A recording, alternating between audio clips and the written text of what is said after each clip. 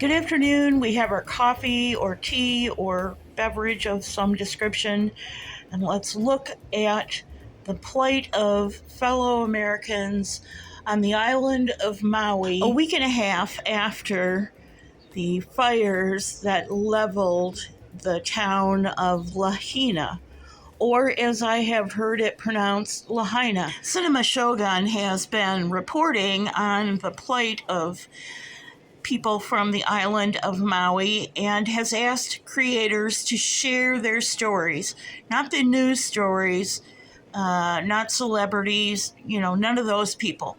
The real stories, and they are getting out, they are being posted. So, on my community wall for at least the next month, maybe longer, I'll be posting their stories, one every day. As you might expect, I will give you a definition. The definition of the name Lahaina means cruel sun, and it's a reference to the hot sun on the west side of Maui, which is where Lahaina is located. I can only imagine how grateful the islanders must have been for their majestic palm trees, for shade on that side of the island back when they created the name for the town that now does not exist.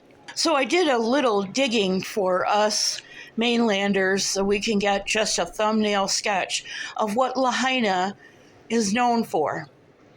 The population figures were a little tough to nail down, but it was somewhere between 12,700 and 13,000 as of July of 2022, and the distribution was relatively even between Islanders, Asians, and Caucasians. It is also the location of Fleetwood Mac's restaurant, owned by Mick Fleetwood, and you may have heard him talking already about how he feels about what happened.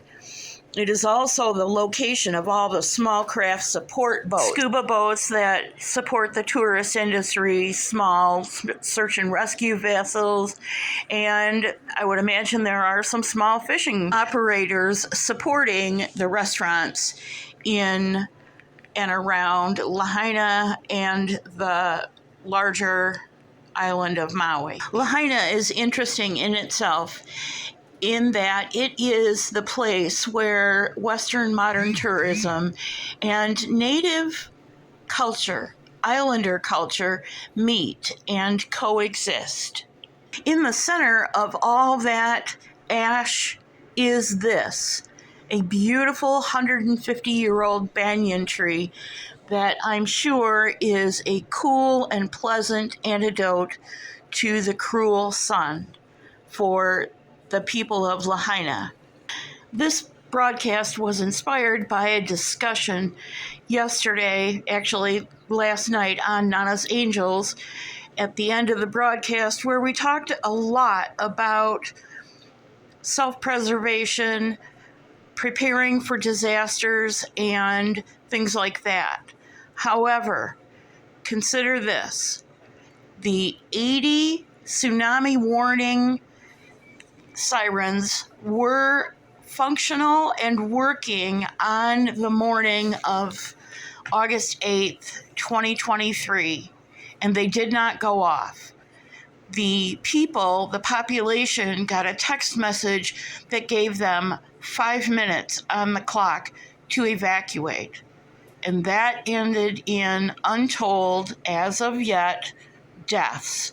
Young people, old people, children whose parents were working, and so on. I'm about 4,000 nautical miles away from Lahaina, and there's, in truth, not much I can do to help them other than throw money at it. However, I'm hard up against the wall myself. So, to my fellow Americans in Maui, I will certainly pray for you. And if I'm able to, I will donate to a cause that supports you directly. So please join me on my community wall every day and hear the stories of your fellow Americans from Lahaina, Maui, Hawaii. I'd like to say aloha to all of the citizens on the island of Maui, and also to say God bless you. Thank you for joining me. I will see you real soon.